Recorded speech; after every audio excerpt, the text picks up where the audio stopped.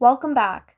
As I always say, hopefully you've watched the previous videos on the basics of writing an FRQ for AP World History. And I really mean it this time because today we're going to be doing a full walkthrough of an example DBQ. The one I have here is the full scoring one from the 2018 exam, which you can find on College Board. I highly suggest having a PDF of this open somewhere so that you can also annotate and take notes as we go along to really make sure you understand how to write a good full scoring DBQ. Alright, so let's begin. Railroads extensively affected the process of empire building in Afro-Eurasia as a means of transportation of goods, people, and ideas. Railroads had an impact on every aspect of society. They served as ways to transport soldiers and military technology for expansion. They spread racial ideologies and a sense of nationalism. Okay, so this earns the contextualization point, because railroads extensively affected the process of empire building in Afro-Eurasia as a means of transportation, goods, people, and ideas. This really summarizes what railroads were used for internationally during the industrialization period. So this does earn the contextualization point. It's setting up the purpose of what railroads were during this time.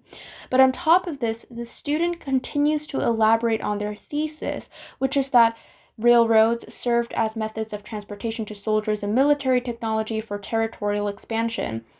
But most importantly, the student also emphasizes that it led to the expansion of racial and nationalistic ideas.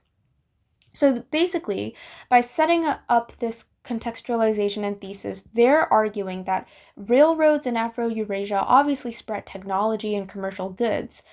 But during this time period especially, these railroads were deployed across Africa and Asia to mark European territory, and because of that, racial ideologies and a sense of nationalism just happened to follow along naturally.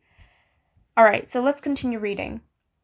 Since 1453, when Constantinople was taken by the Ottoman Empire, cutting off Europeans from trade with India and Southeast Asia, the European nations have tried to find ways to engage in economic transactions with Asia. Even after when explorers like Vasco da Gama and Bartholomew Diaz found a route around the African continent, Europe didn't play a major role in the Indian Ocean trade until their development of and adaptation of advanced technologies like the astrolabe and the later Industrial Revolution technologies like the steamboat.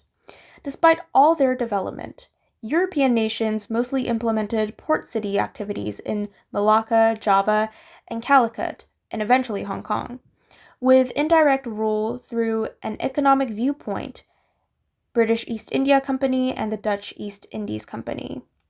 So this paragraph is actually really good. What's really great about the students' work here in this second paragraph is that they're providing further context to effectively argue for their thesis. They're really taking time to set up their argument here. They immediately state that European nations were not included in earlier stages of global trade with India and Southeast Asia, and even after European explorers found a route around the African continent, trade was not easy and they were not major players. It was very time-consuming for Europeans. The student outrightly states that Europe didn't play a major role in the Indian Ocean trade until their development and adaptation of new technologies. Okay, so we kind of see where this is, going with this setup and context. The student is trying to hint at the fact that European nations often felt left out in the earlier stages of globalization and trade. They were the ones who spent the most money and time looking for new and effective ways to reach India and Asia in general. And so, obviously, naturally, as time passed, they would be more willing and eager to participate in the trade and dominate the trade as much as possible. And so, most importantly, by using this fact, by setting up this context, they're trying to establish the argument that this is why later on in time, towards the industrialization period, European nations such as, the United Kingdom, France, and Spain felt the need to colonize Africa and Asia. The student even mentions the Dutch East India Company and the British East India Company to really emphasize the fact that European nations for a long time in history were very serious and desperate about global trade and even dominating the trade itself. So this long paragraph is actually really nice, and it's a really nice addition to the overall argument.